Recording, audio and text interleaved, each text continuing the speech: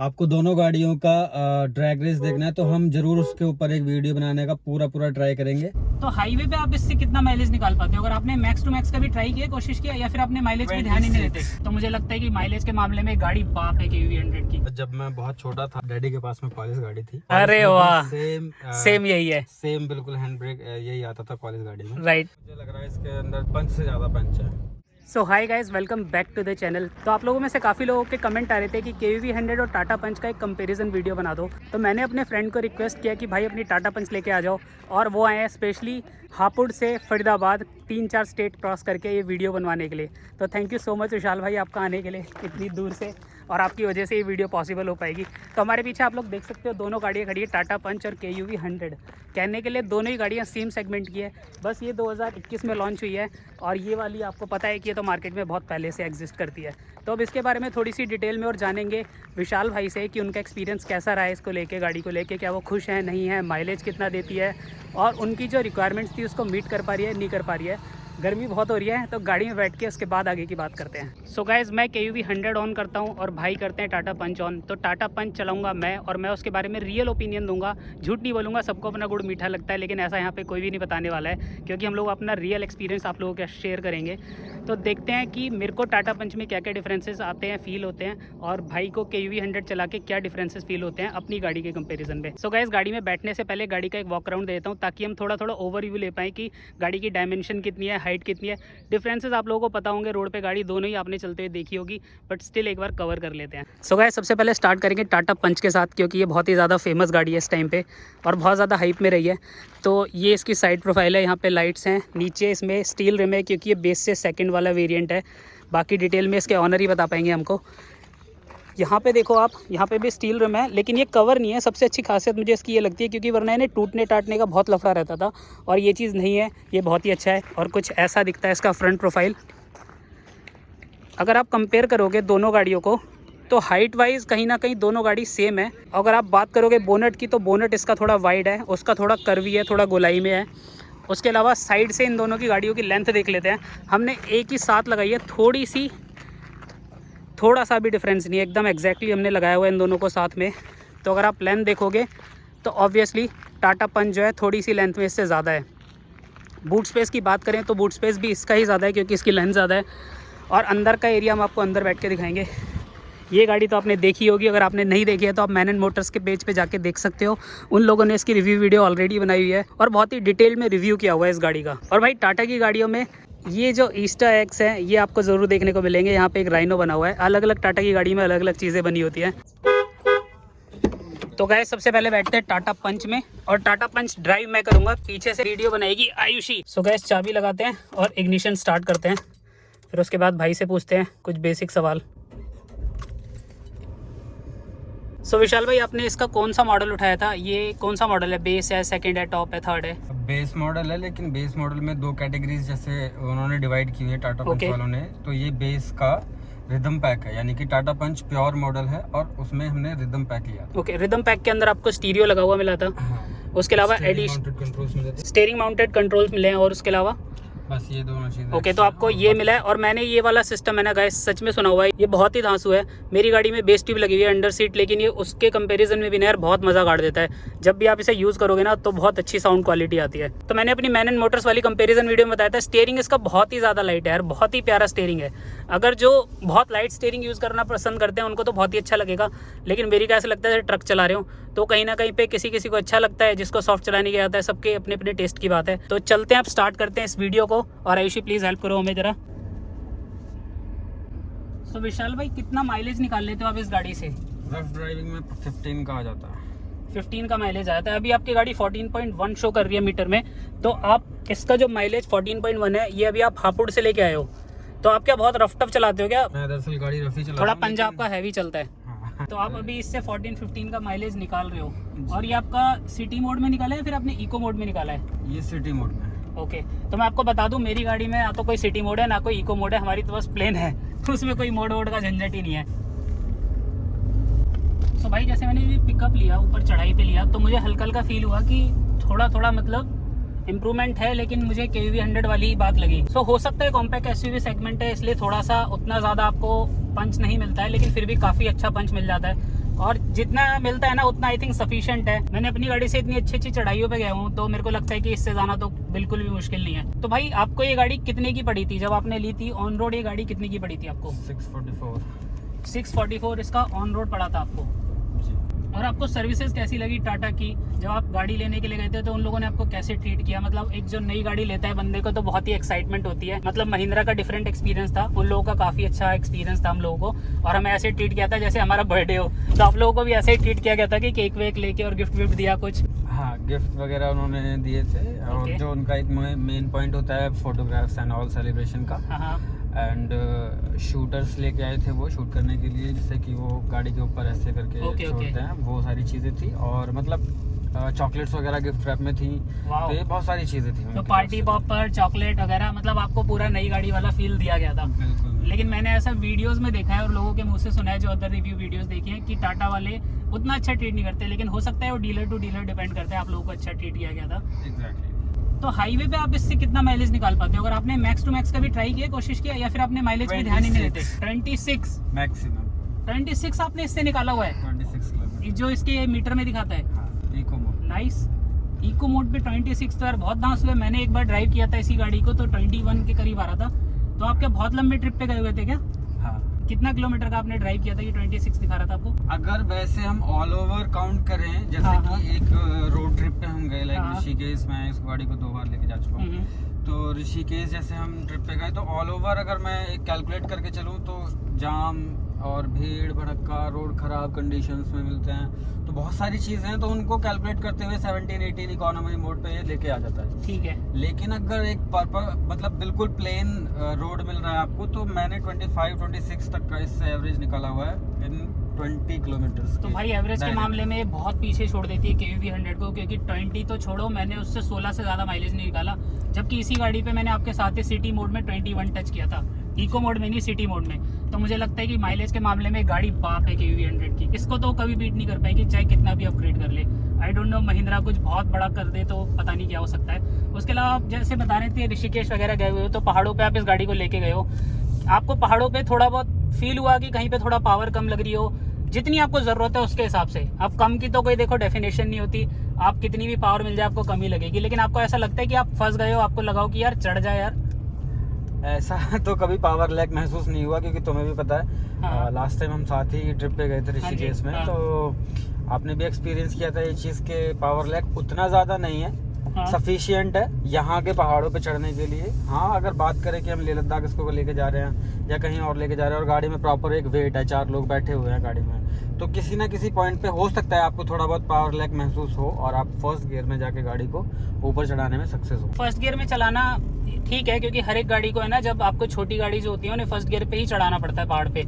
अगर कहीं आप रुक गए हो और आगे चढ़ाई बहुत तगड़ी है, लेकिन फर्स्ट गियर पे भी चढ़ रही है, कैपेबल है, वो इम्पॉर्टेंट है। और रही बात 4 लोगों को बिठाने की, तो 4 लोगों को बिठा के जो हम लोगों की इस सेगमेंट की गाड़ियाँ होती हैं, ये कहीं ना कहीं उस मामले में थोड़ा सा हल्की पड़ जाती हैं। लेकिन ऐसा नहीं है कि लेह लद्दाख नहीं जा पाएगी, लेह लद्दाख बहुत खुशी से जाएगी क्योंकि इंडिया में जितनी भी गाड़ियाँ हैं, कॉम्पैक्ट SUV हो, हैचबैक हो, चाहे आपका फुल SUV हो, कोई भी गाड़ी हो, सबकी जो टेस्टिंग होती है ना, वो लेह लद्दाख जैसी टेरेन्स पे होने के बावजूद बाद ही वो गाड़ियाँ लॉन्च होती हैं इंडिया में। तो AC की कूलिंग भी इसकी अच्छी आ रही है यार। अच्छा, आपने इससे पहले सिलेरियो चलाई हुई है? हाँ, सिलेरियो चलाई हुई है। और कौन सी गाड़ी चलाई हुई है लाइट में, हैचबैक में? मेरे पास इससे पहले i10 थी। ओके। i10 ऑटोमेटिक थी वो, तो उसका तो खैर इससे बिल्कुल भी कंपैरिजन कर ही नहीं सकते, क्योंकि एवरेज वगैरह सब चीज़ों के मामले में वो अलग थी, ये अलग है। i10 की एवरेज इससे ज़्यादा थी या कम थी? कम थी, बहुत कम थी। i10 ऑटोमेटिक जहाँ पे बात आ जाती है, कोई भी गाड़ी हो, एवरेज ऑटोमेटिकली ही कम हो जाती है। स्टिल i10 लेकिन हैचबैक है। हाँ, हैचबैक होने के बावजूद इसकी एवरेज उससे कम थी। आपका सिलेरियो के बारे में क्या रिव्यू है? सिलेरियो अच्छी गाड़ी है, बहुत अच्छी गाड़ी है। पिकअप विकअप वजह से 1000 लीटर का इसके अंदर इंजन है, तो सब कुछ बेस्ट है उसके अंदर। गाड़ी वेट कम है तो अच्छा पिकअप लेती है। मेरे को उसमें और इसमें इतना डिफरेंस मिलता है कि मैं उसको देख के ऐसा फील करता हूँ जैसे कि एक नॉर्मल हैचबैक गाड़ी चला रहा हूँ, और इसमें जब मैं बैठता हूँ तो मैं अपने आप को ऐसा फील करता हूँ कि आई एम समथिंग ऊपर हूँ, कुछ हैवी चीज में और थोड़ा ऊपर हूँ, और थोड़ा हैवी चीज ड्राइव, कॉन्फिडेंस आता है, थोड़ा सा कॉन्फिडेंस बढ़ता है।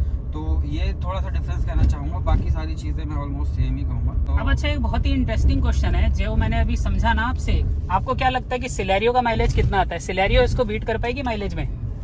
मैंने सिलेरियो जब गाड़ी चलाई है तो उसका भी मैंने एवरेज 16-17 से ज़्यादा नहीं ले पाया हूँ। यही मैं जानना चाह रहा था। हाँ, उसका माइलेज मैं 16-17 से ज़्यादा नहीं ले पाया हूँ। और मैंने मोड को बार बार रीसेट करके ये ट्राई किया है हाईवेज़ पे, जो मतलब अगर मेरा 20 किलोमीटर्स के लिए भी हाईवे पे जाना हो रहा है तो उस पर भी मैंने मोड रीसेट करके ट्राई किया। मैं ज़्यादा लेने की कोशिश करूँ, लेकिन 17 किलोमीटर पर लीटर से ज़्यादा मेरा नहीं आया माइलेज। लेकिन जब मैंने 20 किलोमीटर्स के दायरे में इस गाड़ी को ट्राई किया तो 20 किलोमीटर्स के अंदर 80 की स्पीड पे मैंने इकोनॉमी मोड में इससे 26 किलोमीटर पर लीटर का एवरेज लिया था। वाह, this is only about highway. ये हाईवे की बात कर रहा हूँ। तो हाईवे पे अगर आप एक रिदम में गाड़ी चलाते हैं और आप कंट्रोल करते हैं गाड़ी को एक ही स्पीड में, तो आप इजीली इसको 20 प्लस एवरेज कहीं से कहीं तक भी लेके जा सकते हैं। मनाली चले जाओ, आपको 20 प्लस एवरेज 100%। सो गाइस, जो मारुति लवर्स जो माइलेज के पीछे खाली गाड़ी के पीछे भागते थे ना मारुति की गाड़ियों के, वो डेफिनेटली मारुति को छोड़ के इसके ऊपर जा सकते हैं। इसकी बिल्ड क्वालिटी बहुत अच्छी है, इसका माइलेज उससे ज़्यादा है, क्योंकि मारुति लवर्स की खाली एक ही पहचान होती थी, माइलेज बहुत अच्छा देती थी। लेकिन माइलेज आपको 18 से ज़्यादा सिलेरियो नहीं देने वाली है, और 18 आपको ये देती है। अभी सिटी मोड में चल रही है और हम बहुत ही स्लो भी चला रहे हैं, पहले से भी ये चला के लाए हैं हाईवे और सिटी का ट्रैफिक में। उसके बावजूद इन्हें ये 14 का एवरेज अभी दे रही है। तो आप बिलीव करो कि माइलेज में बहुत ही अच्छी है टाटा। तो आप मारुति के अलावा इसके साथ जा सकते हो, क्योंकि ये सेफ एंड बेस्ट कार हो जाती है। ऑब्वियसली बिल्ड क्वालिटी आपको पता ही है, गूगल एनकैप में इसको 5 स्टार रेटिंग मिली है। वहीं पे अगर हम मारुति सिलेरियो या स्विफ्ट की बात करें तो मेरे को बिल्कुल भी सेफ्टी के मामले में इनका कंपैरिजन कहीं से कहीं तक भी नहीं लगता। भाई, अगर आपने कभी मारुति चलाई होगी तो आपको खुद ऐसा फील हुआ होगा कि यार कितनी लाइट गाड़ी चला रहा हूँ या फिर गाड़ी एक छोटे से लाइट बॉक्स के अंदर बैठा हूँ बस खाली, और मज़ा नहीं आ पाता ना वो फील आ पाता। बस वो पंची बहुत होती है, ऐसे ऐसे चलती है एकदम रॉकेट की तरह ना, जैसे एकदम झटके ले लेके, जैसे बजाज की बाइक नहीं चलती थी एकदम डिस्कवर वगैरह पिकअप के साथ। तो एनीवेज, मेरे को जो इसका स्टीयरिंग है वो बहुत ही लाइट लग रहा है महिंद्रा KUV 100 के मुकाबले में। अब आपसे KUV 100 चलवाएंगे और आपसे समझेंगे डिफरेंस कितना है इन दोनों गाड़ियों के बीच में। क्योंकि मेरे को इसका स्टीयरिंग लाइट लगा, एक तो सस्पेंशन इसका स्टिफ है, स्टिफ मतलब थोड़ा सा टाइट है कंपेयरिंग टू उसके, क्योंकि उसके अंदर बॉडी रोल बहुत ज़्यादा है, इसके अंदर बॉडी रोल उतना नहीं है। इसी वजह से उसका सस्पेंशन सॉफ्ट है और इसका सस्पेंशन हार्ड है। क्योंकि इसका सस्पेंशन थोड़ा सा हार्ड है, इसलिए इसके अंदर बॉडी रोल भी कम है। उसके अंदर बॉडी रोल जो है कूट कूट के भरा हुआ है, क्योंकि उसका सस्पेंशन बहुत ही ज़्यादा सॉफ्ट है। तो भाई पर्सनली मेरे को तो टाटा पंच अच्छी लगी, और आज की डेट में ये अपग्रेडेड वर्जन है काफ़ी, अगर देखा जाए पुराने ज़माने की गाड़ियों का। क्योंकि पुराने ज़माने की गाड़ी में आप कह सकते हो कि आज से 3-4 साल पहले जब मेरी गाड़ी आती थी तो ये सारे फीचर्स और ये सब फीचर्स तो कह लो, लेकिन वो माइलेज में उतने ज़्यादा प्रैक्टिकल गाड़ी नहीं थी। तो अब चलवा के देखते हैं अपनी KUV 100 विशाल भाई से, और फिर जानेंगे कि उनको क्या डिफरेंसेस फील हो रहे हैं दोनों गाड़ी के बीच में। तो अब KUV 100 चलाएंगे विशाल भाई लो चाबी और बैठो ड्राइविंग सीट पे। सो भाई, सबसे पहले बैठते आपको कुछ चीज़ें अजीब लगने वाली हैं इस गाड़ी में। सबसे पहले हुआ है हैंड ब्रेक। एक बार आप लगा के देखो अगर आप लगा पाओ, क्योंकि हर किसी को प्रॉब्लम होती है, आपके साथ नहीं हर किसी के साथ है। लगा लिया आपने मैनेज कर लिया, लेकिन काफ़ी लोग मैनेज नहीं कर पाते। दरअसल जब मैं बहुत छोटा था, यानी कि 4th या 5th क्लास में, तब मेरे पास मतलब डैडी के पास में क्वालिस गाड़ी थी। अच्छा, तो क्वालिस से मेरे को इसकी याद थोड़ी आई, क्योंकि अरे वाह, सेम यही है, सेम बिल्कुल हैंड ब्रेक यही आता था क्वालिस गाड़ी में, राइट। तो इसलिए मेरे को याद आ गया बहुत बढ़िया, इसको कैसे मैनेज करना है। हाँ, लेकिन ये सक्सेसफुल नहीं है, प्रैक्टिकल नहीं है इतना, क्योंकि ये ब्रेक्स है ना काम नहीं करते उतने अच्छे से। तो ठीक है, गाड़ी स्टार्ट करके देखो पहले। सो भाई, सबसे पहले मैं आपसे जानना चाहूँगा कि आपको स्पेस कैसा लग रहा है, सिटिंग कंफर्ट कैसा लग रहा है। जैसे आपकी गाड़ी में हैंड रेस्ट नहीं है, और ये हैंड रेस्ट इस गाड़ी में ही आता है और किसी गाड़ी में नहीं आता। सबसे ज़्यादा प्लस पॉइंट लगा है, क्योंकि जब आप लंबे रूट पे होते हो तो ऑब्वियसली आपको आपकी आर्म्स को रेस्ट देने के लिए एक प्रॉपर स्पेस चाहिए होता है। मेरे को उस गाड़ी में लगवाना पड़ेगा, आफ्टर मार्केट लगवाऊंगा मैं सोच रहा हूँ, लेकिन वो आएगा भी ना, वो छोटा आएगा, इतना छोटा आता है वो। Exactly. वो इतना चौड़ा नहीं आता है जो इतना चौड़ा है। तो ये तो कहीं ना कहीं कमी रहेगी, लेकिन हाँ, आपको एक हैंड रेस्ट तो चाहिए होता है, क्योंकि जब आप लंबे ट्रिप पे ट्रैवल करते हो तो आपको हैंड रेस्ट काफ़ी हेल्पफुल होता है। सो भाई, ये गाड़ी अभी CNG पे है, आप इसको पेट्रोल पे कन्वर्ट कर लो, क्योंकि फिर ये कंपैरिजन इक्वल नहीं होगा, ये भेदभाव हो जाएगा। बस अब ये पेट्रोल पे आ गई, अब थोड़ा रियल रिव्यू बन पाएगा इसका। अब आप एक काम करो, इस गाड़ी को बैक ले लो।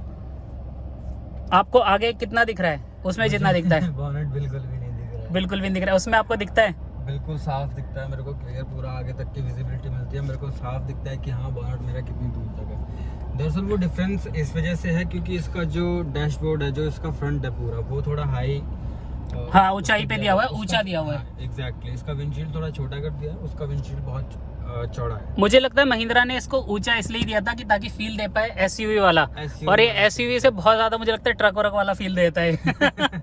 मुझे उससे ज्यादा थोड़ा ऊंचा इसमें फील रहा है। तो भाई बैक ले लो एक बार।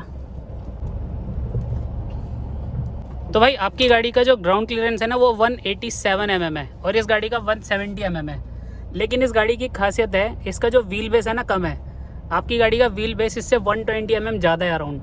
तो इस वजह से ये थोड़ा सा है ना ग्राउंड क्लियरेंस इक्वल में आ जाता है, क्योंकि गाड़ी की लंबाई कम है और ग्राउंड क्लियरेंस उतना ही है। तो ये थोड़ी सी टेक्निकल चीज़ है, मेरे को भी इतना नहीं पता है, लेकिन थोड़ा सा जो सोचता हूँ और जो लोगों से सुनता हूँ उसके हिसाब से मुझे ऐसा लगता है कि वो बात बराबर सी पड़ जाती है। तो आप चला के देखो, आपको पिकअप वगैरह में कितना डिफरेंस फील हो रहा है। रियल ओपिनियन देना, ऑब्वियसली पुरानी गाड़ी है तो हो सकता है थोड़ा बहुत कुछ कम हो या ज़्यादा हो, लेकिन आप अपनी ओर से बताना कि आपको क्या लग रहा है कि कम है, ज़्यादा है या उतना ही है। मुझे जैसे अभी गाड़ी के अंदर भी वेट प्रॉपर सेम, हम 4 लोग बैठे हुए हैं। राइट, उसमें भी 4 ही बैठे हुए थे। उसमें भी 4 ही बैठे हुए थे, तो अच्छा पिकअप है इस गाड़ी का कंपैरिजन टू टाटा पंच। आपको इसका ज़्यादा लग रहा है? मुझे ज़्यादा लग रहा है पर मुझे मगर कम लगता है इसका पिकअप। चलो आप टाटा पंच देखो, आप टाटा पंच ज़्यादा चलाते हो, मैं तो इसी पे ही चलाता हूँ और मैं फिर और इधर उधर भी हाथ साफ करता रहता हूँ जहाँ जिसकी गाड़ी मिल जाती है। इसका पिकअप मुझे ऑलमोस्ट सिमिलर लगता है। तो रियल में आपको इसका जो पिकअप है थोड़ा सा ज़्यादा लग रहा है उसके मुकाबले? हल्का सा मुझे लग रहा है इसके अंदर पंच से ज़्यादा पंच है, जबकि ये पेट्रोल है। और अगर आप इसका डीजल पे जाओगे, पंच में डीजल आता है? नहीं। अगर आप इसके डीजल पे जाओगे तो आप कहोगे कि फिर ये रॉकेट है। जैसे XUV 300 है, उसका डीजल भी बहुत पिकअप वाला है, उसका तो पेट्रोल भी खैर बहुत ही आगे है, लेकिन इसका डीजल भी बहुत ही अच्छा पिकअप वगैरह देता है। मुझे स्टीयरिंग में थोड़ा टाइट लग रहा है। स्टीयरिंग टाइट लग रहा है या भारी लग रहा है? टाइट भी लग रहा है, और गाड़ी तो वही फील दे रही है आप कॉम्पैक्ट SUV चला रहे हो, पता हाँ। चल रहा है पूरा SUV चला रहे हो गाड़ी। राइट। लेकिन स्टीयरिंग थोड़ा टाइट लग रहा है, उसके अकॉर्डिंग तो बहुत ज़्यादा टाइट लग रहा है, क्योंकि मुझे तो उसको उंगली से घुमाने की आदत हो चुकी है। वही मैं कह रहा था, मैं जैसे ही आपकी गाड़ी में बैठा था मैंने कहा स्टीयरिंग इतना मुलायम है यार, एकदम प्यार से ही इधर उधर जा रहा है। लेकिन वो है ना बहुत अच्छा हो जाता है। हर एक बंदे की अलग चॉइस है, जैसे आप उस पर हाथ सेट कर चुके हो तो आपको वो कटिंग वगैरह उसमें अच्छा लगेगा। और कहीं पे अगर ओल्ड एज है ना, अगर आपकी गाड़ी कोई ओल्ड एज भी चलाएगा उसके लिए वो कंफर्टेबल होगा, वो आराम से चला सकता है। इस गाड़ी को ओल्ड एज चलाएगा थोड़ा सा उसे एफर्ट्स डालने पड़ेंगे, ये थोड़ा सा इसका नेगेटिव भी कह सकते हो। लेकिन अगर यंग बंदा कोई चला रहा है तो उसे हो सकता है भारी स्टीयरिंग में थोड़ा फील आने लगे। तो भाई गाड़ी का माइलेज मैं आपको बता देता हूँ, क्योंकि गाड़ी तो मेरी है तो मुझे ही माइलेज पता होगा। 15-16 से ऊपर ये माइलेज कभी नहीं देती। आप इसको कितना भी अच्छा चला लो, एक ही स्पीड पे टांग दो, 16 बहुत मैक्स बता दिया। अगर आप सिटी में चलाओगे 10-11 से ज़्यादा आपको माइलेज नहीं देती है। इसकी सबसे खराबियत यही है, इसी वजह से मैंने इसमें CNG लगवाई थी। तो अब आप बताओ विशाल भाई, क्या आपने कभी प्लान किया है कि आप इस गाड़ी में कभी CNG लगवाने का प्लान करोगे अपनी टाटा पंच में? अभी तक तो नहीं। अभी तक तो मैं सोच रहा हूँ कि मैं पेट्रोल पे ही गाड़ी को रखूँ, लेकिन अभी जैसे कि पेट्रोल के प्राइसेस आप सबको पता है, पेट्रोल के प्राइसेस आसमान छू रहे हैं, तो कुछ कह नहीं सकते। CNG का भी चांस ले सकते हैं, लेकिन अभी 2 साल तो कुछ नहीं। अभी 2 साल कुछ नहीं, लेकिन 2 साल तो बहुत बड़ा टाइम है यार। जब तक तो पता नहीं EV आ जाएगी मार्केट में, क्या क्या हो जाएगा। हो सकता है पेट्रोल भी थोड़ा रेट कम हो जाए, जो कि होने के चांस लगते नहीं अपने इंडिया में। नहीं, एग्जैक्टली। तो 106 अगर पेट्रोल है ठीक है, क्योंकि आपकी गाड़ी माइलेज भी अच्छा दे देती है आपको। और मैं यही बोलूँगा CNG फिट कराने के बाद बस एक चीज़ है कि बूट स्पेस खत्म हो जाता है। हाउएवर हम लोग तो 3 साल से इस गाड़ी को CNG पे ही चला रहे हैं। मेन ये है कि ज़्यादा सिटी में चलते हैं तो जो पॉकेट सेव होती है ना, जो आपकी सेविंग्स होती है, मुझे उसकी आगे ना वो बूट स्पेस मुझे दिखता नहीं है। और जब हमें जाना होता है, अभी हम लोग जैसे बात कर रहे थे, तो मैं इसलिए बोलता हूँ कि पीछे अगर हम सीट पे सामान वामान रख लेंगे तो वो मैनेज हो जाता है उस टाइप से। गियर शिफ्टिंग सिस्टम बहुत ज़्यादा इजी है, क्योंकि ये आप स्ट्रगल करने की जरूरत नहीं है। आपको ऐसा तो नहीं लग रहा है आप खिलौने को मैनेज कर रहे हो, खिलौना चला रहे हो? जैसे कि जब टेकन 3 गेम खेलते थे उसमें जॉयस्टिक को हैंडल करते थे, वैसा ही लग रहा है मेरे को। एक्चुअली ये जॉयस्टिक ही है, छोटी सी। ये गियर आप इसे बोलो तो गियर बोलना नहीं चाहिए, इसे जॉयस्टिक ही मानो आप इसे। एग्जैक्टली। और मुझे बिल्कुल भी अपना हाथ यहाँ से हटाने की जरूरत ही नहीं पड़ रही है, मैं यहीं से गियर को शिफ्ट कर दे रहा हूँ बड़े आराम से। थोड़ा सा स्टीयरिंग को कंट्रोल करने में अभी मुझे प्रॉब्लम हो रहा है, क्योंकि मेरा जो हैंडसेट है वो अपना पंच पे है। हाँ, वो लाइट है, बहुत ज़्यादा लाइट है उसका स्टीयरिंग। कॉन्फिडेंस मिल रहा है गाड़ी को चलाने में। जब बैठ रहा हूँ गाड़ी के अंदर तो मुझे अपना आप भी एक हाइट फील हो रही है। हाँ, मैं थोड़ा हाइट पे मेरे को इवन पंच से ज़्यादा हाइट फील हो रही है इस गाड़ी के अंदर। यही मैं आपको बोलने वाला था। जबकि उसका जो है ग्राउंड क्लियरेंस अभी तक उन्होंने जो क्लेम करते हैं 187 करते हैं, और इसका 175 आई थिंक 170। इसका बलेनो के बराबर है, लेकिन बलेनो की भी जो लेंथ है ना इससे ज़्यादा है। तो पता है बहुत बड़ा डिफरेंस आ जाता है जब आप किसी 2 टायर के बीच की लेंथ कम कर देते हो ना, तो ग्राउंड क्लियरेंस ऑटोमेटिकली उसका जो है ना कम होने के बावजूद ज़्यादा हो जाता है। तो आप उस दिन जब याद है आप ऋषिकेश में थे हम लोग, तो आप एक ब्रेकर था जहाँ पे आपने कच्चे में गाड़ी को रोका, हम लोग उतरे और फिर गए। तो मैं आपको बोल रहा था, मैं अपनी गाड़ी होता ना मैं ऐसे ही निकाल देता। हाँ। तो मुझे लगता है कि निकल भी जाएगी, क्योंकि वो थोड़े से टायर पास में है, तो वो थोड़ा सा गैप उसमें ना कम हो गया है। Exactly, क्योंकि टाटा पंच थोड़ी सी लेंथ में है। हाँ, लेंथ में ज़्यादा है। XUV 700 का बहुत अच्छा ग्राउंड क्लियरेंस है, लेकिन उन गाड़ियों की लेंथ इतनी ज़्यादा है कि कहीं ना कहीं वो लोग भी जब बड़े लंबे ट्रिप पे निकलते हैं लद्दाख वगैरह, तो उनको कहीं ना कहीं ऐसा फील होता है कि यार लग ना जाए। तो वो सारा खेल लेंथ का और ये सब का है। तो इसलिए खाली जब भी आप लोग गाड़ी लेते हैं ना, तो कभी ये ना सोचें कि भाई गाड़ी लेंगे खाली ग्राउंड क्लियरेंस देख के, व्हील बेस भी देखो। इसलिए थार हमेशा ऊपर जाती है। थार को सब 4 मीटर गाड़ी बनाने का रीज़न ये है कि उसका ग्राउंड क्लियरेंस अच्छा दे सके, क्योंकि थार की जो लेंथ है वो कम है, इसलिए उसका ग्राउंड क्लियरेंस बहुत ही प्रैक्टिकल है। This is the first time कि मैं KUV गाड़ी चला रहा हूँ। मैंने आज से पहले कभी KUV नहीं चलाई है। तो आपको गाड़ी चलाने में मज़ा आ रहा है? हाँ, गाड़ी चलाने में पूरा मज़ा आ रहा है। बस थोड़ा सा जैसे मेरी आदत हो चुकी है उसके अकॉर्डिंग स्टीयरिंग थोड़ा लूज होता है, थोड़ा ईजी टू मैनेज होता है, तो ज़्यादा अच्छा लगता है। पावर लैग की ऐसी कोई मतलब मुझे अभी तक महसूस नहीं हो रहा है। पावर लैग है गाड़ी में अभी तक। तो मैंने गाड़ी जब से चला रहा हूँ, 3rd गियर में भी मैं गाड़ी को उठाने की कोशिश कर रहा हूँ, तो इजीली 3rd गियर पे जो थोड़ा मोटा अपना जो ये चढ़ाई का एरिया है इसको आराम से कवर कर पा रही है। यही मैं अगर टाटा पंच की बात करूँ तो फ्लो में अगर हम चढ़ते हैं तो ठीक है, लेकिन अगर 30 से कम स्पीड होती है तो फिर आपको गियर शिफ्ट करना पड़ता है, आपको 2nd गियर में आना पड़ता है। अभी आप 4th गियर में गाड़ी को चला रहे हो। गाड़ी थोड़ी सी हिल गई क्योंकि गाड़ी 40 से भी कम पे थी, लेकिन फिर भी मैं यही कहूँगा कि दोनों गाड़ी ऑलमोस्ट मुझे सेम ही लग रही हैं। इतना ज़्यादा एक मेजर डिफरेंस नहीं फील हो रहा कि जो लोग आपस में लड़ाई कर रहे हैं ना, मैंने देखा है कमेंट सेक्शन में काफ़ी लोग लड़ाई करते हैं कि मेरी KUV अच्छी है, मेरी पंच अच्छी है। अरे भाई, ऐसा कोई ज़मीन आसमान का अंतर नहीं है, 19-20 का अंतर है। अग्री करते हो आप इस बात से? बिल्कुल बिल्कुल। पावर का भी उतना ज़्यादा डिफरेंस नहीं है, क्योंकि मैं फर्स्ट टाइम KUV चला रहा हूँ, तो उसकी वजह से हो सकता है कि मेरे को ऐसा फील रहा हो। और मैं अपनी पंच को डेली चला रहा हूँ तो उसमें मेरे को कुछ ज़्यादा ऐसा पावर लैग महसूस नहीं होता है, क्योंकि मैं मनाली भी लेके जा चुका हूँ। मनाली से आगे सिस्सू गया था गाड़ी को लेके, तब भी हम 4 लोग गाड़ी में बैठे थे। और मुझे कहीं भी एक भी पॉइंट ऐसा नहीं आया कि गाड़ी में थोड़ा पावर लैग है। कहीं भी सीरियसली गाइस, एक भी पॉइंट ऐसा नहीं था जहाँ पे गाड़ी में पावर लैग आपको फील होता हो। और ये गाड़ी भी तुषार भाई बहुत लंबा बहुत दूर दूर तक लेके जा चुका है, 4-4 5-5 लोगों को बैठा के। तो उनको भी पता है कि दोनों गाड़ियाँ सेम सेगमेंट की हैं। पावर लैग का कोई ऐसा चांस नहीं है, क्योंकि आप बिल्कुल एकदम खड़े रास्ते पे तो चढ़ा नहीं रहे हो गाड़ियों को, आप गाड़ी वाले रास्ते पे ही गाड़ी को लेके जाओगे।